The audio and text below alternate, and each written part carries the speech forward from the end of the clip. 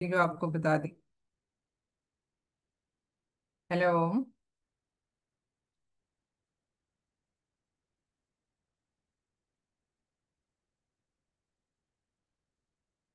जी इमरान साहब, इसमें कोई भी वॉलंटियर इवन डिस्कशन के लिए भी रेडी नहीं है।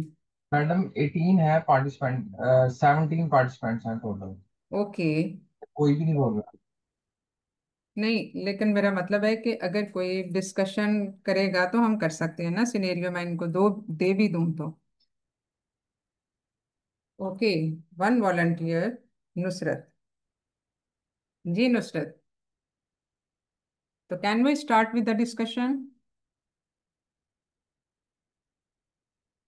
हेलो।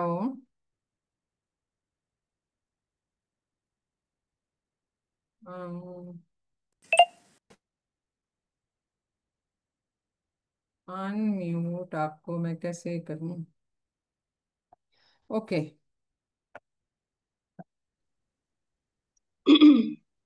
जी अस्सलाम नुसरत। वालेकुम मैम। वेस्टर्न। जी नुसरत, इसका मतलब है कि अम, शायद बाकियों की आवाज इसीलिए नहीं पहुंच रही थी। जी मैम, मैं भी यहाँ से अपना वो करी थी तो मेरा अनम्यूट नहीं हो रहा था। Okay. So will you give us your scenario और should I give you the scenario? Ma'am, एक सिनेरियो आया था मेरे फर्स्ट अटेम्प्ट में। पेशेंट जो थी वो known case of mitral stenosis थी और I think she presented at 10 weeks. Hmm. तो अब मुझे पूरा तो फिर याद नहीं है, लेकिन इस तरह का सिनेरियो आया था मेरे एग्जाम में। ठीक है, ठीक है। 10 वीक्स पे with what problems? For antenatal antenatal booking routine के लिए आई थी। Antenatal care. ओके। सो जी she ma'am. Was asymptomatic, probably, जो आपके मुझे इससे लग रहा है कि ये एसिम्टोमेटिक होगी। तो now how to proceed, because she is a non case, इसमें तो हमें कोई उसमें ज़रूरत ही नहीं है। लेकिन बहुत सारे केसेस में ऐसे भी होता है कि you have been given the scenario, और सिनेरियो सबसे कॉमन तो यही होता है कि पैल्पिटेशन है, फटीग है, डिस्निया है एंड ऑल दैट। अगर अकॉर्डिंग टू द सेवेरिटी उसमें कुछ और चीज़ें ऐड भी हो सकती हैं, और sometimes it is even asymptomatic, और पेशेंट को पहली दफ़ा डिस्निया होता ही प्रेगनेंसी में है, but as she is a non case, so discussion is quite simplified now. मसला तब तब होता है जब आपका पेशेंट नॉन केस ना हो, कार्डियक डिजीज आपको नहीं पता कि क्या है, और उसमें ये symptom can be fitted on to any cardiac problem, like we discuss the cardiomyopathy in the last session. तो उसपे भी ये सारे सिम्टम्स फिट हो सकते हैं। तो वहां पे आपका वर्कअप जरा थोड़ा सा एक्सटेंसिव हो जाता है, and then finally you short down the discussion to a final diagnosis, और फिर उसके मुताबिक आपकी ट्रीटमेंट शुरू होती है। तो यहाँ से चूंकि ये एक टारगेटेड डिस्कशन है, you already know the case, so आपकी जो एवेल्युएशन है वो फिर लिमिटेड हो जाएगी, limited towards this typical problem. ठीक है, इसमें फिर बहुत ज्यादा वो ब्रॉड एंडेड क्वेश्चन ये नहीं है, ये नैरो एंडेड है, जिसमें आपको लिमिट कर दिया हुआ है टू वन डिजीज। जी, तो चलें या इसको। मैम आप कोई दे दें। मैम मतलब अगर नहीं नहीं, ये ओके, जो we can go with this, with even with the known patient, क्योंकि जो अननोन है और पहली दफा आते हैं प्रेगनेंसी में विद सम सिम्टम्स, तो वहां पे फिर आपकी बहुत सारी चीजें होती हैं, लेकिन डेफिनेटली वो एको पे एको पे बहुत सारी चीजें सॉर्ट आउट हो जाती हैं, exactly because it's tell us कि वेल्वुलर प्रॉब्लम है या मायोकार्डियम का प्रॉब्लम है, क्या है वो सारा कुछ एको के बाद फिर सॉल्व आउट हो जाता है, और उसके बाद फिर हम डिस्कशन शुरू करते हैं। लेकिन जो आपकी एवेल्युएशन होती है ना इन एन अननोन केस, वो आपकी थोड़ी सी ज्यादा बढ़ जाती है, क्योंकि आपने हिस्ट्री पे सारी कॉजेस को जहन में रखते हुए आपने ये एवेल्युएशन करनी होती है कि ये कार्डियोमायोपैथी है या कोई वेल्वुलर डिजीज है, कोई इस्कीमिया वाला प्रॉब्लम तो नहीं है एंड ऑल। ज्यादा कॉमन प्रॉब्लम तो यही है। और लेकिन इसमें जो है वो फिर थोड़ा सा सिलेक्टिव हो जाएगा, तो let's discuss this case first. ठीक है, तो जी नुसरत, इसमें आगे जी मैम। प्रोसीड करें। जी मैम। मैंने कहा आगे प्रोसीड करें। She is a case okay ma'am. With you, and you have to start with the evaluation of course, जो सबसे पहला स्टेप होगा। En zo okay deixa ma'am. mal was jullie. Hello. एस पाऊं। जी थोड़ी नुसरत। तीन तीन रख लो ना, चलो तीन कर लो। After mutual introduction, I would like to proceed. Hmm. Hmm. First of all, hmm. as the patient is primary gravida and she is a known case of mitral stenosis and she is presented at the 10 weeks of gestation for the antenatal booking. So hmm. first of all, I would like to ask about her the last menstrual चलो मैं period, and रख छोड़नी हूँ, है ना। after that I would अच्छा, like to बिल्कुल ask शुरू कर about देना her सारे। the आप disease that please when please आप अपने माइक म्यूट कर दीजिए जिनकी आवाजें आ रही हैं। जी नुसरत, कंटिन्यू करें। After that, I would like to ask about her the disease that when did she was diagnosed with the mitral stenosis, hmm. and how she was diagnosed, and when did she last visited to her cardiologist, and did what medication she is taking, and did she go through the preconceptional counseling, and right now I would like to ask about that the I would like to ask about the shortness of breath, and I would like to classify her shortness of breath according to Neha classification, and after that I would like to ask about for any other medical disease she's suffering, any drug history, allergic history, and any surgical history of concern, family history of cardiac disease or any other medical disease, and after that, right now as she is 10 weeks pregnant, so I would like to ask about that. Did she booked herself, and did she get her dating scan to see the viability and the gestational age? And did she take folic acid in this pregnancy? Uh, and any like okay. And ma'am, history. Well, and after that, now I would like to now after that I will do the examination. And in examination, I will check her height, weight, and calculate the BMI. I will check her vitals, and check her vitals, and I will look for the JVP, and do the cardiac examination to check the epic speed, and listen to the mid diastolic murmur, and listen to the mid diastolic murmur and auscultate the chest for any crepitations, uh, and examine for the pedal edema. And after that, I will go for the investigations. I will review her baseline investigation if it is has been done, and if it is not has been done, then I would like to advise the baseline investigations and the dating scan if it is not done, and I would like to advise the ECG echo, and if it is not done previously, uh, and if it is done, then I would like to review. I will check. Okay, and after that, after investigation, I will go for the management. I will give support to my patient. I will counsel her. I will explain the condition, and a multidisciplinary approach will be okay, followed. इसको इसको scenario जो आपने history वगैरह ली, मैं इसमें interrupt आपको नहीं करना चाह रही थी, लेकिन काउंसलिंग और मैनेजमेंट में फिर आपको कुछ स्पेसिफिक चीज़ें चाहिए होती हैं, क्योंकि जी यहाँ मैम। तक हम इसको बिल्कुल एक ओपन केस के तौर पे डिस्कस कर रहे हैं, क्योंकि हमें नहीं पता उसकी जो सारी जो हिस्ट्री पॉइंट्स आपने पूछे उनमें क्या क्या चीज़ें पॉजिटिव थी, क्या क्या नहीं थी, या फिर उसकी एको की रिपोर्ट क्या थी, या ईसीजी की रिपोर्ट क्या थी, ये सारी चीजें हमें so far we don't know it. कैंटीन। तो इसमें अगर हम ऐसे कर लें कि she is a non case of mitral stenosis 10 weeks की प्रेगनेंसी या एंटीनेटल केयर पे आई, and after specific interrogation she gives history of dyspnea on mild exertion, and in the past history she has been visiting her cardiologist off and on, and she has been advised upon spiromide, और उसके अलावा she is on Concor. और इसके अलावा जो है वो उसकी जो एको पहले हुई थी उसमें mitral valve area was 1.5 centimetre square जो है, इतना उसका माइट्रल वेल्व एरिया है। इजेक्शन फ्रैक्शन दो इस 50%।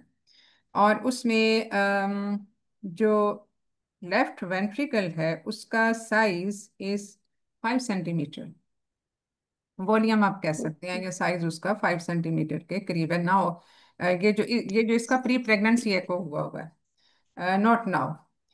तो अब इसकी डिस्कशन को अब आपने जो मैनेजमेंट है ना, इस सारे पैरामीटर्स के मुताबिक आपने इसको रीडिजाइन करना है। बिकॉज देखो, काउंसलिंग आप तभी करते हो ना जब आपको एग्जैक्ट स्टेटस पता हो, और जी मैम। उसमें आपने मैनेज कैसे करना है या ऑलरेडी मैनेजमेंट को चेंज कैसे करना है वो आपको पता होना चाहिए।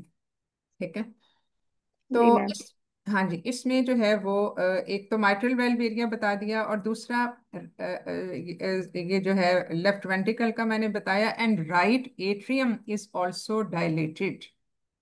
ये उसमें एको में आप ऐड कर लें। तो अब इसकी मैनेजमेंट आप कैसे चलाएंगे? Right it.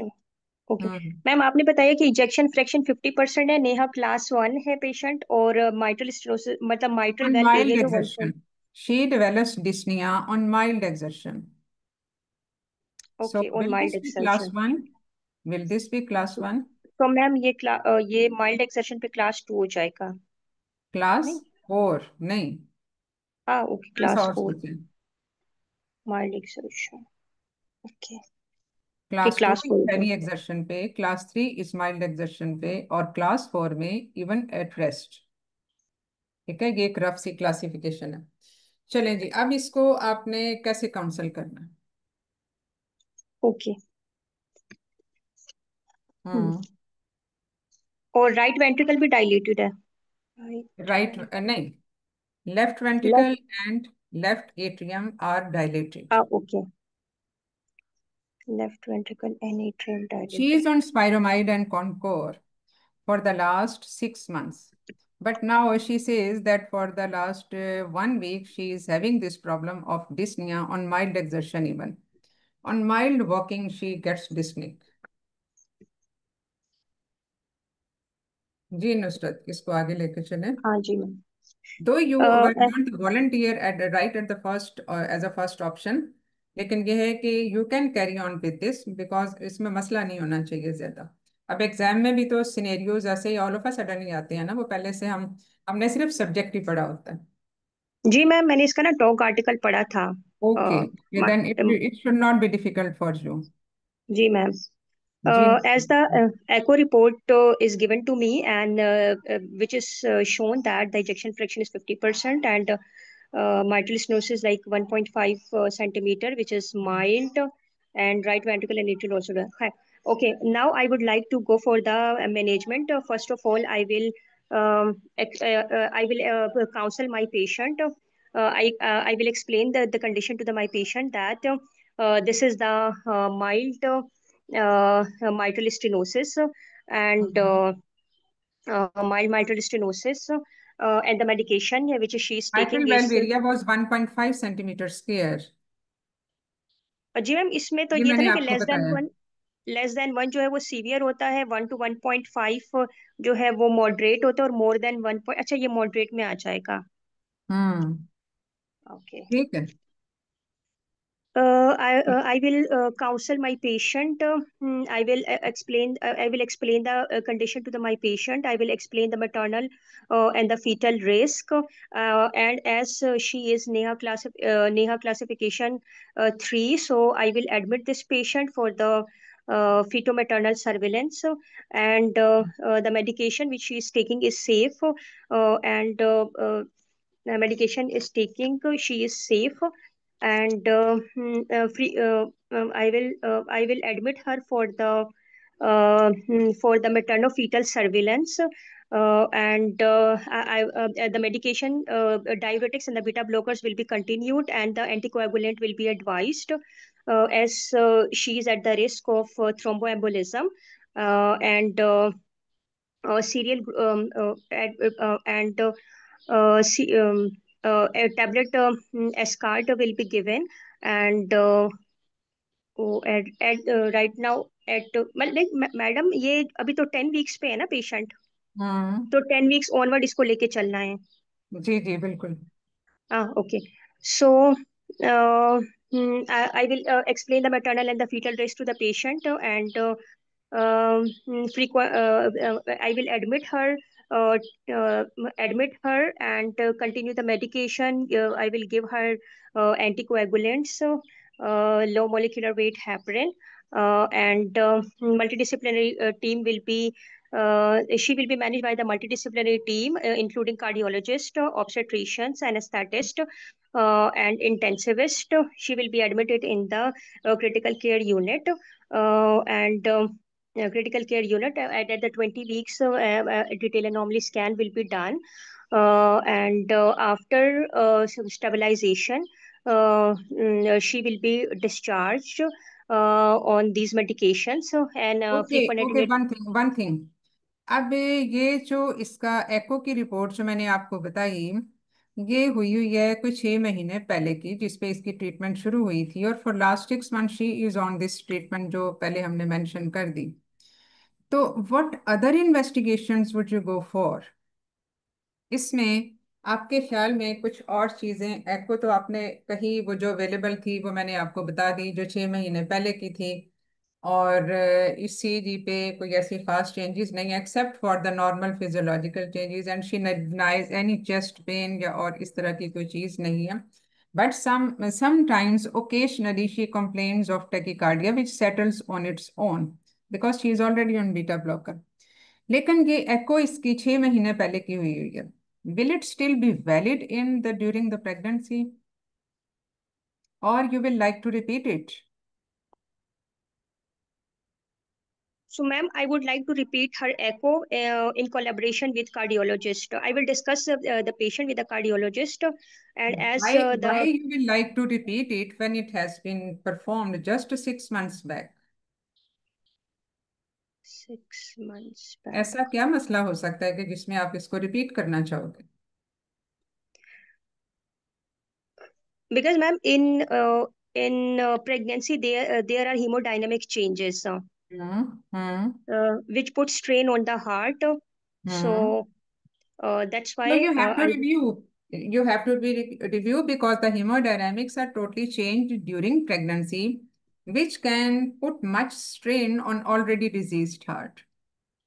yes, ma'am. तो इसमें आपने क्योंकि इन view of all this physiological changes, जो एको की रिपोर्ट है उस पे, एको की रिपोर्ट फर्स्ट ट्राइमेस्टर में और थर्ड ट्राइमेस्टर में बाद दफा बड़ी ड्रास्टिक चेंजेस होती है। क्लास 1 से क्लास 3 में पेशेंट चला जाता है। She is already on in class 3, label to be in class 3 due to her symptoms.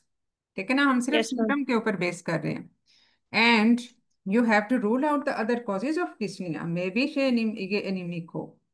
ठीक है ना, तो सिर्फ हम उसको उसके साथ लिंक नहीं करेंगे, क्योंकि mitral valve area 1.5 centimetre square जो 6 महीने पहले था और उसको कभी डिस्निया नहीं हुआ, now for the last 1 month 1 week she is having this dyspnoea. तो इसमें नॉर्मल जो टाइडल वॉल्यूम में चेंजेस हैं, या उसको उसको आप एडजस्ट करोगे इसमें, या you will rule out the other causes of it, definitely you have to rule out. So दो उसमें जो अनीमिया एक बड़ी इंपॉर्टेंट कॉज है उसको भी आपने कहना है, और ये बोलना भी है कि इसमें मैं बाकी कॉजेज भी रूल आउट करूंगी।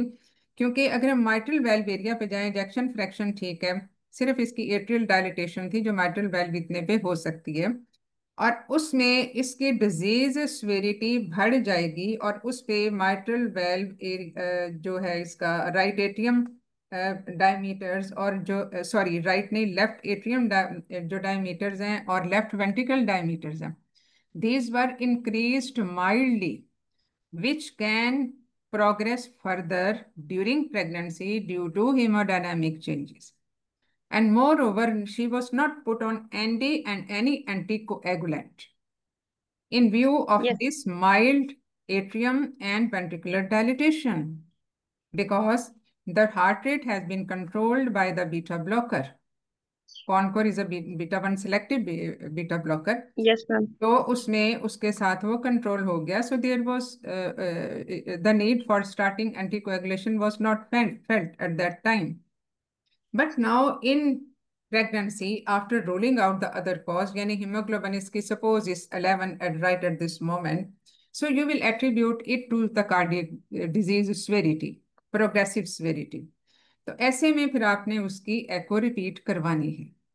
ठीक है, क्योंकि ये ओके मैम। हेमोडायनामिक चेंजेस उसको एस्केलेट कर सकती हैं, कार्डियक फंक्शन वर्सनिंग को, उसकी वर्सनिंग हो सकती है.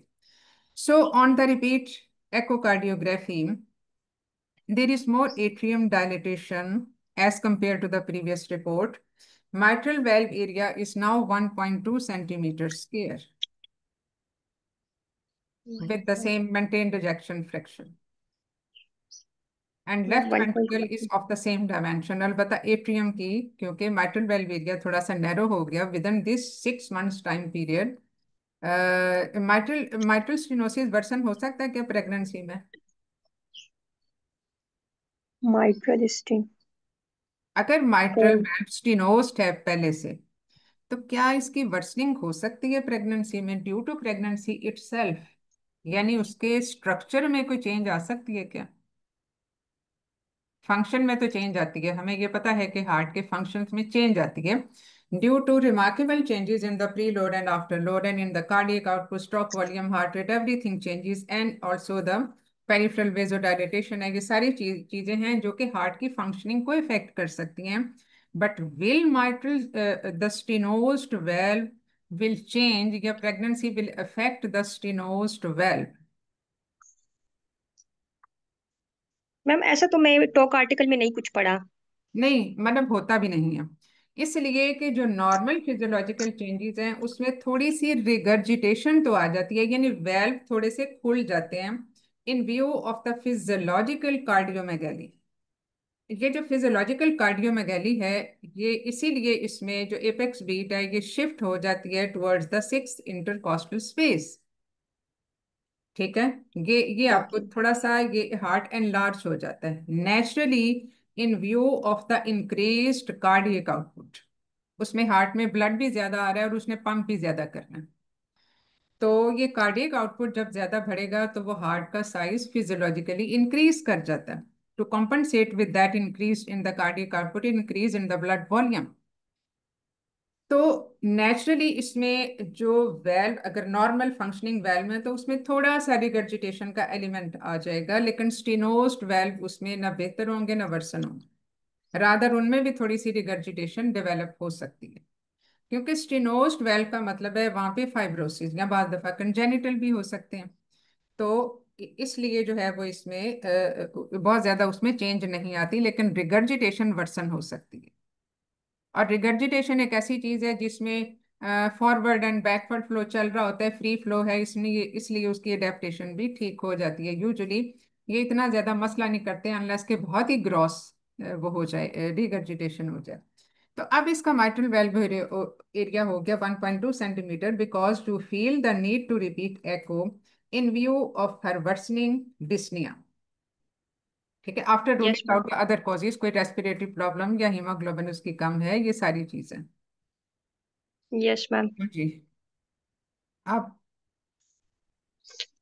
अब आपकी मैनेजमेंट कैसे चलेगी?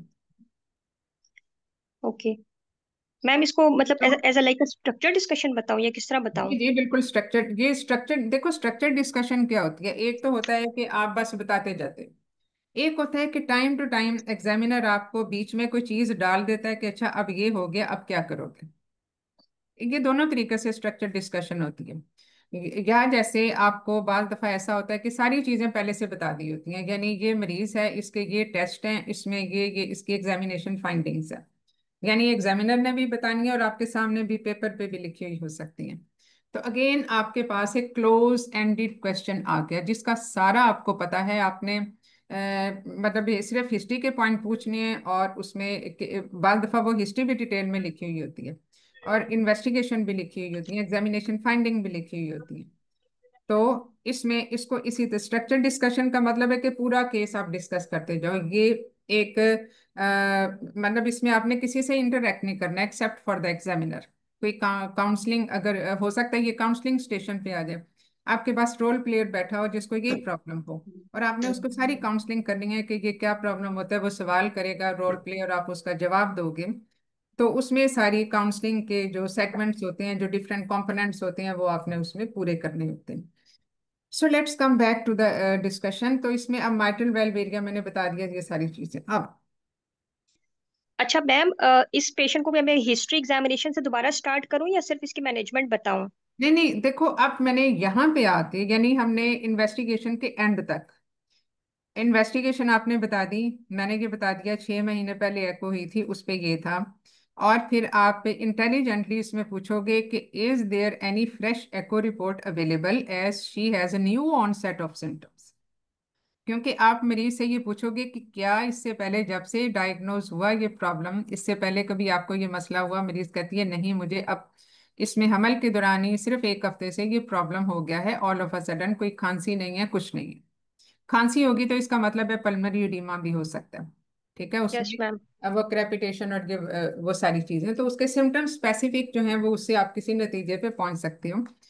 तो चूंकि वर्सनिंग ऑफ सिम्टम्स है, clinically patient is not pale, haemoglobin आपने जो बेसलाइन इन्वेस्टिगेशन कराई उस पे आपने, आपको एग्जामिनर ने बता दिया या आपके पास लिखा हुआ पड़ा है कि ठीक है haemoglobin, so again that cause is also ruled out. तो फिर आपको होगी कि मुझे इसकी फ्रेश रिपोर्ट चाहिए। और फ्रेश रिपोर्ट क्यों चाहिए वो हमने बात कर ली। तो फ्रेश रिपोर्ट की ये मैंने बताई है। So you have to start from the investigation onward after, जिसमें आप पेशेंट की काउंसलिंग शुरू करती हो, क्योंकि अब आपकी मजीद स्पेसिफिक हो गई काउंसलिंग, कि पहले ये डिजीज सिम्टोमेटिक थी, अब ये सिम्टोमेटिक हो गई और इसमें worsening of the mitral valve stenosis related symptoms जो हैं वो ज्यादा हो गए। ओके मैम, मैम स्टार्ट हम्म। करूं? जी जी बिल्कुल।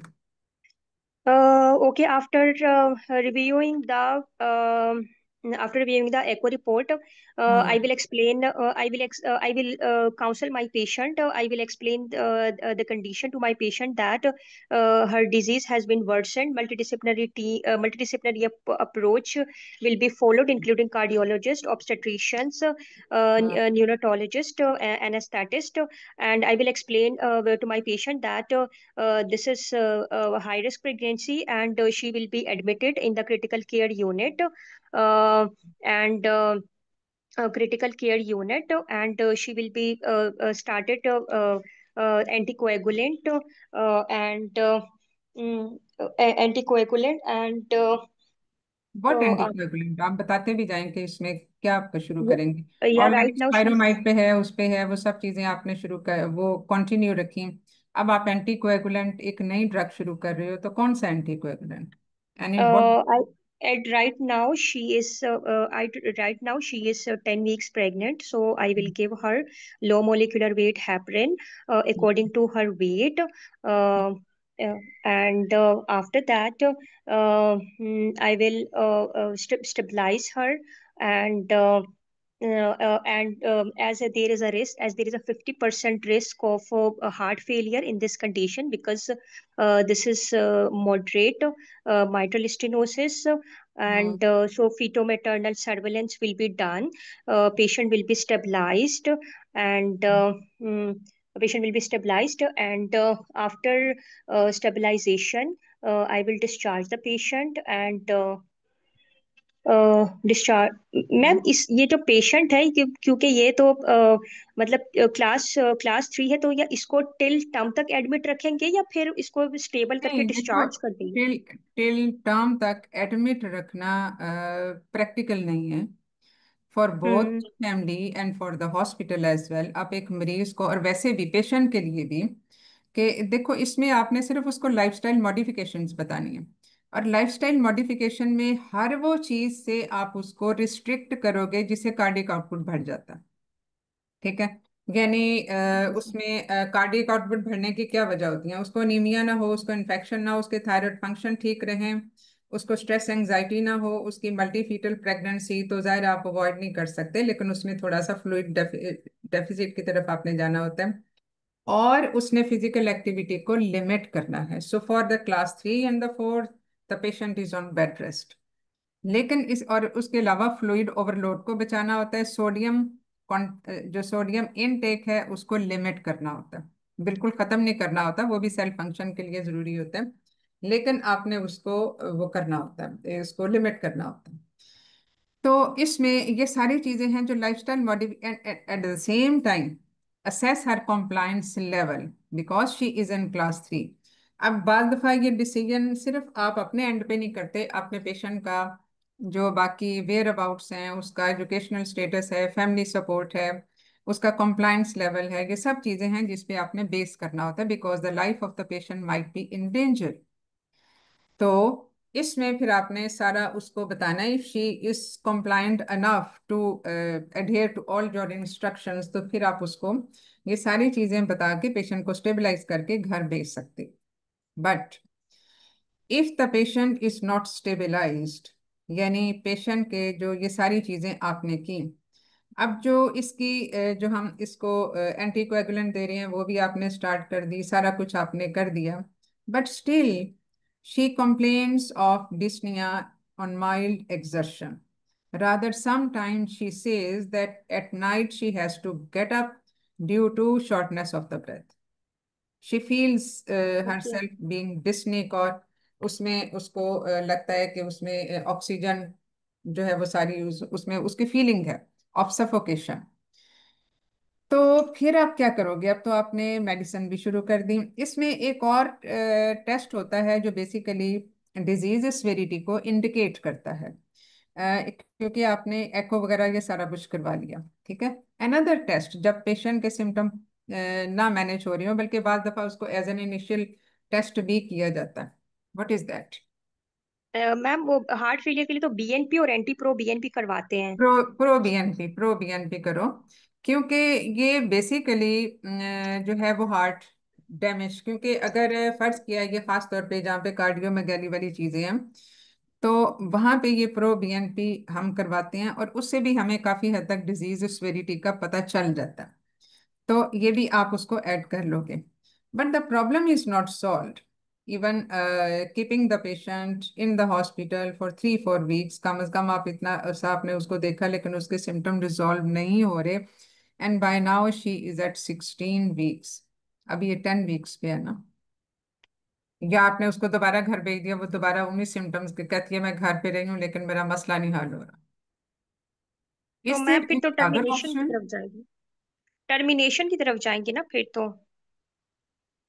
और और हॉस्पिटल में एडमिट रख के उसको टर्म तक जो है हम मॉनिटर करें। और और हम सर्जरी भी कर सकते हैं इसकी प्रेगनेंसी में। That should be your first choice.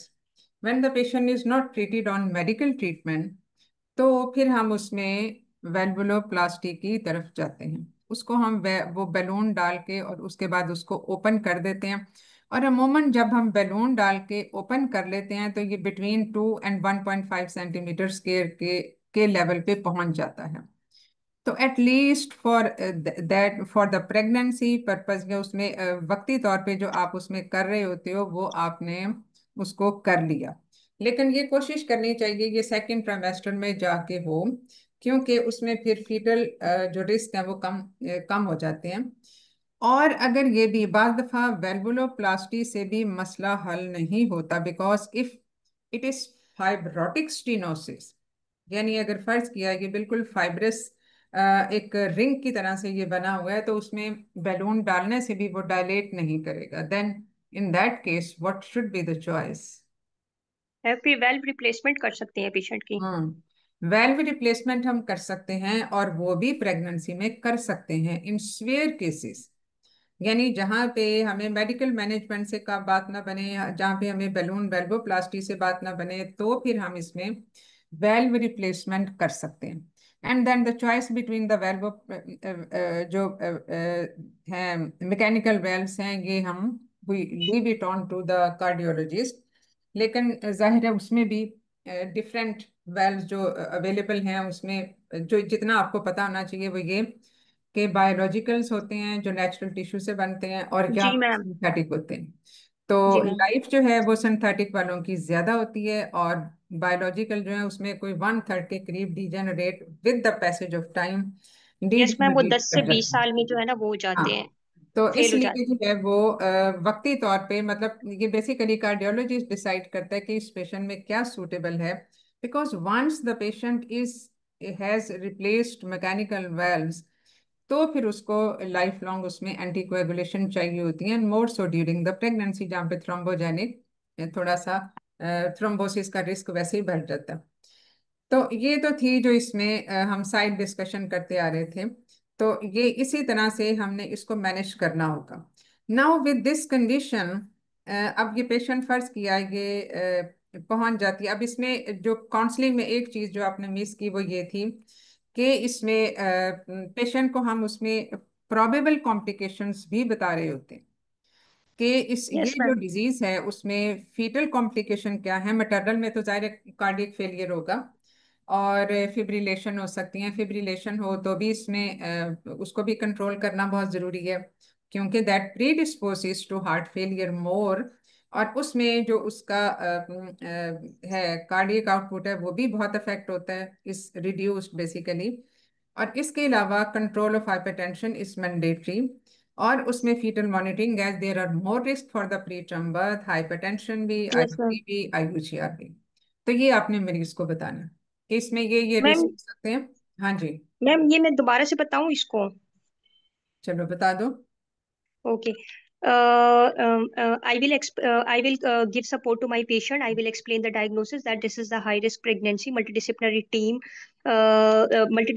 team approach will be done, including cardiologist, obstetricians, me, and anesthetist. She will be admitted in the critical care unit, and I will limit her physical activity. The medications, beta blockers, and diuretics will be continued, and I will, as her right ventricle is and atrium is dilated, so I will add her the low molecular weight heparin in collaboration with the hematologist, and I will explain the maternal and the fetal risk to the patient, that she is a high risk of the heart failure, thromboembolism, and and regarding the fetus intrauterine growth restrictions, preterm labor, and after stabilizing her condition, that I will discharge her, and a frequent antenatal visit will be done. And at every antenatal visit, I will assess her severity of the disease, and I will look for the complications.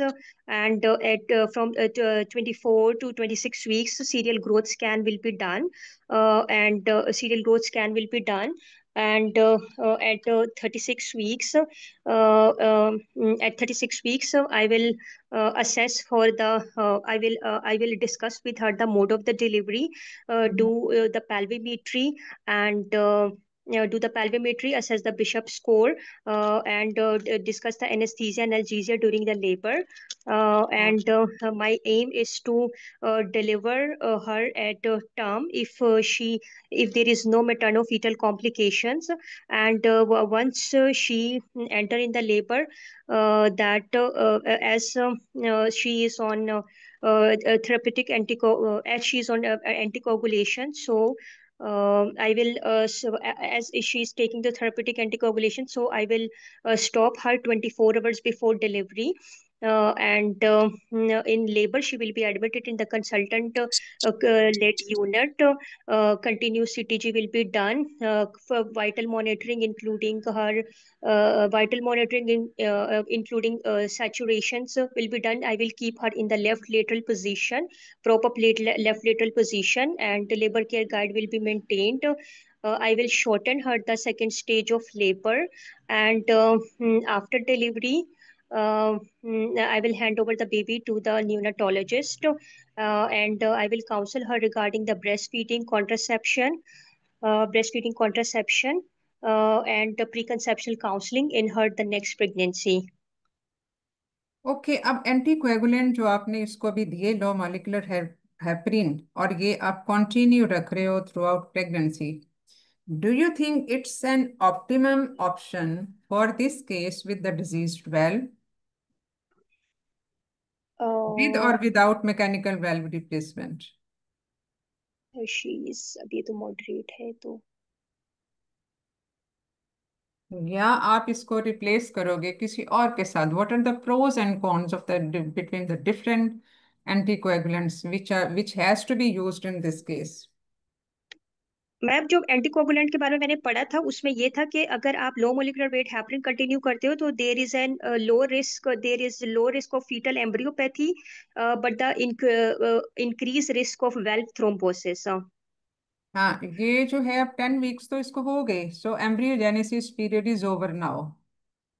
तो इसमें क्या हम अब फिर क्या हम इसमें करेंगे अब एम्ब्रियोपैथी वाला अगर फैक्टर हम निकाल दें, and hmm. Usually to overcome this time period तो हम उसको रिप्लेस करते हैं। There are different options of the anticoagulant to be used in the different time phases of the pregnancy. तो उस यस मैम। हम्म मैम जो मैंने पढ़ा था एंटीकोएगुलेशन में उसमें ये था कि वी हैव थ्री ऑप्शन, इधर वी कैन लाइक अगर पेशेंट शुरू से ले रही है तो इधर we continue low molecular weight heparin and switch in between 6 to 12 weeks, no sorry, there is continue the low molecular weight heparin the one option, and the other option is that warfarin. तो अगर patient शुरू में ले रही है तो with in 6 to 12 weeks जो है हम उसको लो मोलिकुलर वेट हेपरिन में डाल देते हैं, अगेन आफ्टर 12 वीक हम उसको वारफरीन पे शिफ्ट करते हैं। और थर्ड वन ये था कि हम शुरू से इसको वारफरीन दे रहे होते हैं, अगर वारफरीन की जो डोज है वो लेस देन 5 मिलीग्राम है तो there is a low risk, like it's a 5 to 6% risk of embryopathy and there is a 10% risk of the thromboembolism in the mother with the warfarin which is with the definitely what. increased with low molecular, नहीं, with low molecular weight heparin और with the warfarin। आप जो मुझे बता रही हो ये risk 5 to 6% वाला। मैम ये एम्ब्रियोपैथी ये वारफरीन के लिए था कि अगर हम ओके, पेशेंट को हम बता, वारफरीन के लिए था। यस। और तो इसीलिए जो कॉम्बिनेशन थेरेपी है that is the most commonly used and the preferred one. इसमें जो अर्ली टाइम पीरियड है ऑर्गेनोजेनेसिस का that is being covered if the patient comes to at an early stage. तो एक minute. Hello, voice ma'am. Hello. हाँ जी, ठीक है।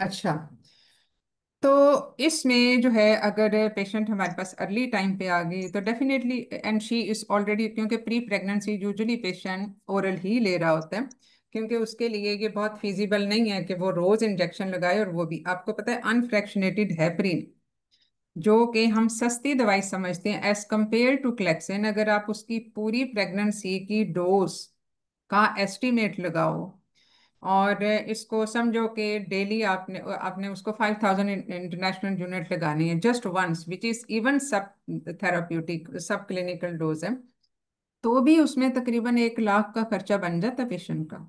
और कलेक्शन में तो 1,000 रुपए तकरीबन डेली, अगर वो डोज एडजस्टेड थेराप्यूटिक डोज में है तो।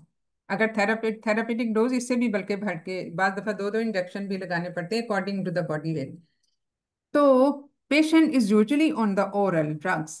So, sometimes the patient who comes in the first trimester, she is already taking this Marivan जो warfarin है, तो उसमें तो एम्ब्रियोजेनेसिस वाला टाइम पीरियड गुजर गया। 5 to 6% रिस्क है, 100% नहीं है। तो उसमें और खास तौर पे उसका डोज डिपेंडेंट इफेक्ट है। So there is no need to change in that case. लेकिन अगर पेशेंट आता है हमारे पास बहुत early, even with the positive pregnancy test, तो आप स्विच ओवर कर लें, और अगर नहीं तो फिर उसको कंटिन्यू करें, and the rest of the time period should be covered by low molecular weight है, सॉरी मेरी इसके वारफेरिन के साथ ही। क्योंकि अब वारफेरिन अगर हमने एम्ब्रियोजेनेसिस पीरियड के बाद भी दी, कंटिन्यू की, तो उसमें कोई रिस्क और हो सकता है, क्योंकि हम बाकी टाइम जी मैम। पीरियड इसका कर रहे हैं, वारफेरिन के साथ ही कवर कर रहे हैं। जी मैम मैंने इसमें पढ़ा था कि उसके बाद भी जो है ना intracerebral haemorrhage in the foetus जो है ना वो रिस्क होता है। एंटीनेटल टाइम पीरियड भी हो सकते हैं, और ये हमारा पिछली दफा एक क्वेश्चन रेज भी हुआ था। समवन रेज दिस क्वेश्चन, बल्कि जब हम बात कर रहे थे कि इलेक्टिव सेक्शन की जो है वो इंडिकेशंस में क्या क्या मतलब ये कार्डियक पेशेंट्स में जो हम इलेक्टिव सेक्शन की जो बात कर रहे थे, और उसमें दो तीन चीजें थी। पल्मरी हाइपरटेंशन मोर देन जो 30-50 मिलीमीटर्स ऑफ मर्करी जो पल्मरी वेसल्स का होता है, वो नॉर्मली तो ये 15 से 20 होता है वो, या राइट टू लेफ्ट शंट यानी जो साइनोटिक हार्ट डिजीज होती हैं, और मैरफन सिंड्रोम जहाँ पे aortic root dilatation is more than 4.5। और जो चौथी जो इंडिकेशन जो कॉमनली हम नरेट नहीं करते but for the specific reasons, वो था कि इसमें the patient who is on warfarin and has come to us for immediate delivery. तो हम उसको उसी के साथ फिर हम जो चाहे वो नॉर्मल डिलीवरी भी हो, उसके साथ हमें इलेक्टिव सेक्शन करना चाहिए, जिसपे हमारा थोड़ा सा रिजर्वेशन भी था।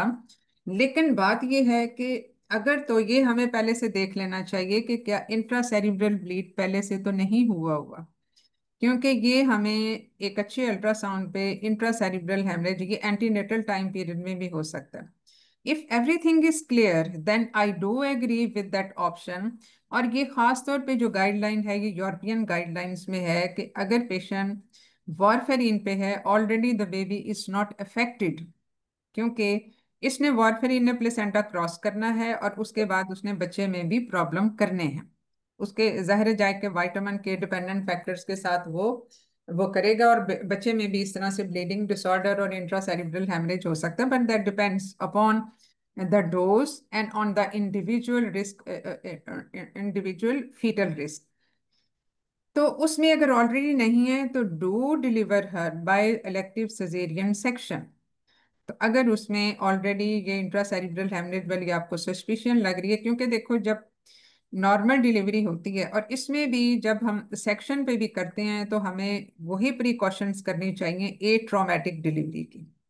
यानी बहुत ज्यादा अगर फर्ज किया बच्चा ब्रीच है तो उसमें भी सडन कंप्रेशन डिकम्प्रेशन वाली चीज हो सकती है, तो उसको कंट्रोल्ड तरीके से उसमें जो है वो हम इवन फॉरसेप्स भी लगा सकते हैं उसको लॉक किए बगैर, जिसमें उसका सडन कंप्रेशन और डिकम्प्रेशन नहीं होगी। इसी तरह से अगर हम नॉर्मल डिलीवरी फर्ज किया पेशेंट फुली डायलेटेड आई है, आपके पास सेक्शन करने का टाइम नहीं है, तो वहां पे भी आप प्रोटेक्टिव इंस्ट्रूमेंट्स लगा सकते हो, not only for the shortening of second stage but to protect the foetal head, क्योंकि उसमें मेटरनल रिस्क ज्यादा होते हैं। लेकिन वेंटूज आप कभी भी नहीं लगाते, क्योंकि उसमें फिर इंट्रासेरिब्रल हेमरेज का रिस्क ज्यादा हो जाता है। So this is what is the guideline, क्योंकि इसमें अब हमें अपनी कम्युनिटी के हिसाब से भी देखना होता है। और दूसरी चीज ये कि ऐसे केसेस कम ही होते हैं कि जिसमें अगर प्री टर्म लेबर के साथ भी पेशेंट आ जाती है तो वी हैव सम टाइम कि जिसमें हम उसको स्विच ऑन कर दें। लेकिन अमूमन जो ज्यादा सेफ टाइम पीरियड होता है वो ये कि डिलीवरी के टाइम से 2 हफ्ते पहले आप स्विच ऑन कर जाओ to the yes ma'am. Heparin. लेकिन इसका इफेक्ट नलीफाई होते होते कम से कम 48 to 72 आवर्स लग जाते हैं। तो उसमें फिर आपने उसके हिसाब से उसको डिसाइड करना है। If you can arrest the labour for these few days then it's well and good. Otherwise pre term जो बच्चा है उसमें इंट्रासेरिब्रल हेमरेज होने के और भी ज्यादा चांसेस होते हैं, तो उसमें फिर elective caesarean section will be justified. ठीक है, और टर्म वाले बच्चों में आप इस तरह से कर सकते हो। और अगर ऑलरेडी उसका इंट्रासेरिब्रल हेमरेज है तो फिर तो उसमें इलेक्टिव सेक्शन करने का तो फिर ऐसा कुछ फायदा नहीं है। And that you can evaluate even by doing the MRI during pregnancy. उसमें भी हमें एग्जैक्टली पता चल जाएगा, उसकी एक्विजेनिसिटी बता देती है। तो अच्छा, ये तो हो गया एंटीकोएगुलेंट का जो हमने इसमें किया। So ideal is heparin in the first trimester, warfarin in the second and the third trimester, and switch over to heparin at around 36 weeks, क्योंकि हमने 2 हफ्ते पहले करना है तो कम से कम हमें नहीं पता होता 37 पे डिलीवर हो या 38 पे डिलीवर हो, तो इसलिए उसको हमने इस तरह से करना होगा। अब ये पेशेंट जो हम डिलीवर कर रहे होते हैं, what about the bacterial endocarditis prophylaxis? Ma'am उसका तो अभी जो रीसेंट गाइडलाइंस थी उसमें ये था कि अभी कोई रोल नहीं है इन्फेक्टिव एंडोकार्डाइटिस का वो प्रोफाइलेटिक एंटीबायोटिक देने के लिए, एक्सेप्ट उन लोगों को देते हैं जिनको प्रीवियस हिस्ट्री होती है इन्फेक्टिव एंडोकार्डाइटिस की। हाँ, मतलब रोमेटिक हार्ट डिजीज की वजह से या उस तरह की अगर कोई हिस्ट्री हो तो फिर हम उसमें देते हैं। रूटीन में देने की कोई वजह नहीं है, या अगर ऑब्स्टेट्रिक रीजन है वो तो बिल्कुल एक अलहदा से फिर इशू है। ठीक है। तो ये है जो कि आप इसमें कवर करोगे। अब इसमें जो बेसिकली हम बहुत ज़्यादा बात करते हैं pre load and after load की भी। तो what do you mean by that? क्योंकि इसको समझना भी बड़ा ज़रूरी है। अब बहुत सारी ड्रग्स हैं, जैसे जो पल्मरी एडिमा जब खास तौर पे होता है तो आइडियल ड्रग उसमें जो हम देते हैं, एक दूसरी चीज़ जो हमने बल्कि पिछली दफ़ा भी डिस्कस की थी, वो ये था कि चूंकि at the time of delivery three things happen. एक तो फ्लूइड शिफ्ट, जो एक ऑटो ट्रांसफ्यूजन होती है फ्रॉम द प्लेसेंटा, जो यूट्रस को कंट्रैक्शन रिट्रैक्शन 500 तो चला गया सर्कुलेशन में। उसके अलावा जो एओर्टो केवल कंप्रेशन थी वो खत्म हो गई, उससे भी आपका वेनस रिटर्न जो है वो बढ़ जाता है। और इसके अलावा जो बाकी जो वेजोडाइलेटरी इफेक्ट्स, ये सब चीज़ें, ये इनका भी एक रोल प्ले होता है। So the patient can go into circulatory overload after the delivery of the baby.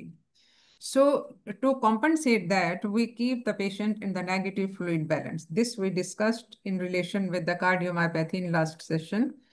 और उसमें कम से कम आप 60 मिलीग्राम इंट्रावीनस लेसिक्स दें। डिलीवरी से जब आपको लग रहा होता है कि अब क्राउनिंग हो रही है, वो सारा कुछ है, तो उस वक्त आप उसको दे दें। उसमें 15-20 मिनट लगते हैं उसको एक्ट करने में, एंड गिव इट इंट्रावीनस। तो वो नेगेटिव फ्लूइड बैलेंस में इवन आप half hour before the actual delivery देते हैं, क्योंकि बाद दफा पता नहीं होता, लेकिन आपका जो हेड डिसेंड कर रहा है क्राउनिंग के करीब है तो आपको अंदाजा हो जाता है। तो उस वक्त आप दे दें, और इमीडिएटली आफ्टर द डिलीवरी तो ये आप दे दें। तो उसमें सर्कुलेटरी ओवरलोड को कॉम्पनसेट करने के लिए ऑलरेडी हमने एनवायरनमेंट क्रिएट कर दिया। Secondly, the morphine and the pethidine जो है, these are considered to very good drugs to decrease the preload and afterload in acute conditions, not in chronic conditions.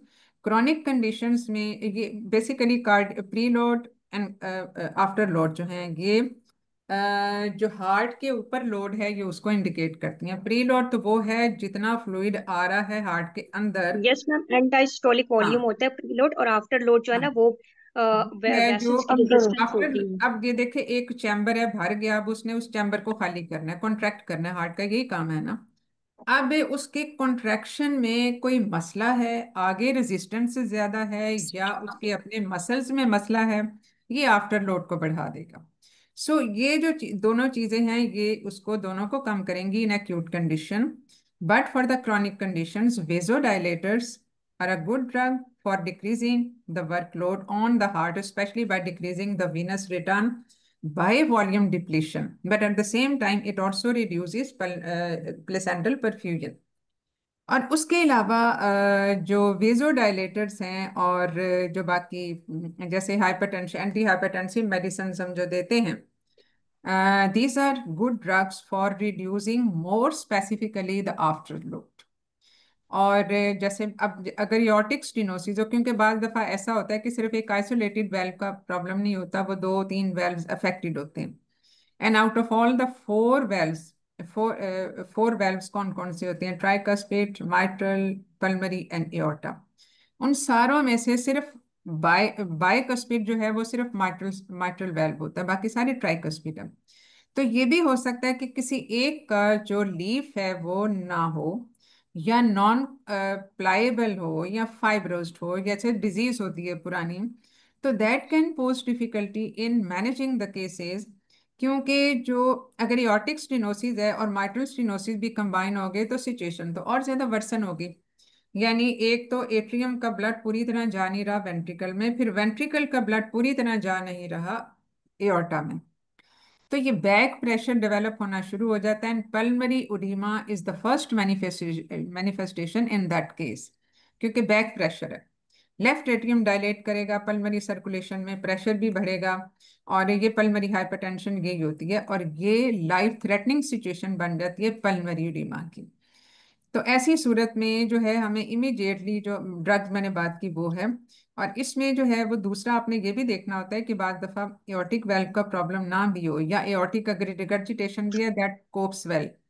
लेकिन अगर सिस्टेमिक सर्कुलेशन में blood pressure ज्यादा है तो वो प्री लोड भी बढ़ाएगा और आफ्टर लोड भी बढ़ाएगा, क्योंकि उस जो कंप्रेस्ड वेसल है या वेजो कंस्ट्रिक्शन होती है ना, जनरलाइज्ड जो सिस्टेमिक हाइपरटेंशन होती है, सिस्टेमिक उसमें ओवरऑल वेजो कंस्ट्रिक्शन होती है जनरलाइज। तो against the vasoconstricted vessel the heart has to push with the more power, यानी उसका आफ्टर लोड बढ़ जाएगा। ठीक है। तो उसमें फिर जो वेजोडाइलेटर्स होते हैं और जो एंटी हाइपरटेंसिव मेडिसिन है that does work. Volume depletion होगी तो वो प्री लोड को कम करेगा, वेनस रिटर्न कम जाएगा उसमें, फिर उसके बाद पल्मोनरी सर्कुलेशन में, फिर उसके बाद लेफ्ट एट्रियम में कम ब्लड जाता है। तो वो ये इनके स्पेसिफिक है, अगरचे कंबाइंड इफेक्ट होते हैं बट मोर सो जो प्री लोड या आफ्टर लोड के जो स्पेसिफिक हैं वो इस तरह से हम डिवाइड करते हैं। तो अब इसमें और तो मेरा ख्याल है कोई चीज़ नहीं रह गई, बट हम्म अच्छा मैम, एक क्वेश्चन ये है मैम, जो थर्ड स्टेज ऑफ लेबर हम मैनेज करते हैं तो उसको हम पैसिवली मैनेज करें? देखो, उसमें ये बात हमने पिछली दफा भी की थी कि आप उसमें सिंटोसिनोन बोलस नहीं देते। क्योंकि कोई भी चीज इवन इन माइट्रल स्टेनोसिस या कोई भी वेल्वुलर डिजीज में अगर आप हाइपोटेंशन किसी वजह से कर देते हैं तो hypotension does affect cardiac output. Cardiac output एकदम से कम हो जाता है। हाइपोटेंशन एपिड्यूरल में भी हो सकती है हाइपोटेंशन, इसीलिए वॉल्यूम डिप्लीशन की बात नहीं होती उसमें, सिर्फ एक एज एन इमरजेंसी मेजर हम कर रहे होते हैं, जो फ्रूसेमाइड हम आईवी भी देते हैं। Otherwise the patient is on oral medicine के जिसमें वो सारे का सारा वो रिप्लेस हो रहा होता है या एक बैलेंस मेंटेन रहता है। तो थर्ड स्टेज में एक तो ये वाली चीजें जो हमने लैसिक्स की बात कर ली, इन एक्यूट कंडीशन ये वाला पेशेंट जो हमने डिस्कस किया। दूसरी चीज इसमें यह है कि आपने उसमें सिंटोसिनोन बोलस नहीं देना, that causes atrial fibrillation as well as hypotension, और ये दोनों चीजें कार्डिक आउटपुट को कॉम्प्रोमाइज करेंगी। और जाहिर vital organ perfusion cardiac output पे ही बेस करती है। एओर्टा से एक ब्रांच ऊपर ब्रेन में भी जाती है, फिर ये नीचे सिस्टमिक सर्कुलेशन सारी को प्रोवाइड करती हैं। तो इसलिए हम इसमें बोलस नहीं देते, rather we give it in concentrated form. जो मैंने बताया था कि 20 cc में उसको स्लोली इन 20 मिनट्स आप दें। तो ये इसीलिए था कि इसको हम बोलस में ना दें, और ये 5 यूनिट हमने दिया था। और ये बाकी जो साइटोटेक है, साइटोटेक भी शिवरिंग कर सकती है, एट्रियल फिब्रिलेशन कर सकती है, इस्केमिक हार्ट डिजीज में हम ये नहीं देते। सो इन द कार्डियक पेशेंट जो है वो भी हमें बड़ा सोच समझ के साइटोटेक देनी पड़ती है। तो सिंटोसिनोन को इसी तरह से कंसंट्रेटेड फॉर्म में दें ताकि फ्लूइड ओवरलोड भी ना हो और सिंटोसिनोन का बोलस भी ना हो। But what you can do इस कार्डियक मसाज, वो सॉरी, ये जो है यूट्राइन मसाज, ये सारी चीजें आप कर सकते हैं। ठीक है। Okay ma'am. हाँ जी, अच्छा और मैम, कोई जैसे एक, क्वेश्चन? मैम एक, जैसे ये पेशेंट जिसने प्री कंसेप्शनल काउंसलिंग ना ली हो और उसका ईसीजी एको जो है वो ना हुआ हो, तो वो तो हम प्रेगनेंसी में करवा सकते हैं। जो एक्सरसाइज बिल्कुल करवा। टॉलरेंस टेस्ट हम करवाते हैं, क्या वो भी हम प्रेगनेंसी में करवा सकते हैं? देखो, एक्सरसाइज टॉलरेंस टेस्ट की प्रिडिक्टेबिलिटी जो है और इंटरप्रिटेशन जो है वो फर्क हो जाएगी इन प्रेगनेंसी, और ख़ास तौर पे अगर हमें लग रहा है कि ये कार्डियक डिजीज है, और जो कि हमें एको से पता चल जाएगी, फिर उसमें एक्सरसाइज टॉलरेंस टेस्ट करवाने की ज़रूरत नहीं है। बेसिकली ये चीज़ें हम करते हैं before pregnancy to assess the severity of the situation. अगर हमें लग रहा है कि ओके। ये कार्डियक डिजीज है and the patient has come for the checkup prior to conception, पढ़ा लिखा मरीज है, वो कहती है कि मुझे ये मसले हैं, तो हम उसमें उसकी डिजीज सेवेरिटी को असेस करते हैं। क्योंकि अगर डिजीज सेवेरिटी इतनी हो तो फिर उसको पहले करेक्ट किया जाता है, फिर then we allow the patient to get pregnant. तो ये उस वक्त हम करते हैं। Okay ma'am. ठीक है। और चूंकि ये बाकी जो थीलियम स्कैन वगैरह ये सारे रेडियो एक्टिव है तो ये हम प्रेगनेंसी में नहीं करवाते। इवन जब हम ये करते हैं बल्बोप्लास्टी या हम जो वेल्व रिप्लेसमेंट करते हैं वहां पे भी रेडिएशन एक्सपोजर होने के चांसेस होते हैं, इसीलिए तो हम इसको सेकंड ट्राइमेस्टर में कराते हैं, या earlier first trimester is pass तो फिर उस वक्त करवा रहे होते ओके। अच्छा मैम, ये जो हैं। फीटल इको हम करवाते हम्म, हैं, ये तो हम मदर को अगर कॉन्जेनिटल कार्डियक डिजीज होती है तो उसमें करवाते हैं। अब लाइक ये जो हाँ, माइटल स्टेनोसिस है, रूटीन में, ये या उसको। फिर फर्ज किया एपीएलएस सिंड्रोम है उसमें भी, या फिर अगर डायबिटिक पेशेंट है वो भी, या अगर प्रीवियस हिस्ट्री ऑफ किसी बच्चे में कार्डियक एनोमली है तो उसमें भी, ये सारी इंडिकेशन है फीटल एको करवाने की एट अराउंड ओके। 20-22 वीक्स। ठीक है। ओके। चलें जी, तो आज का फिर हम सेशन खत्म करते हैं। और नेक्स्ट टाइम आप लोगों ने टॉपिक तो काफी सारे भेजे हुए हैं, अगर कोई खास ऐसा और नहीं है तो फिर हम उसी में से कुछ सिलेक्ट कर लेंगे, ठीक है। सही है मैम, ठीक है। चलो जी, ओके, अल्लाह हाफिज। Thank you ma'am, thank you madam. Thank you madam.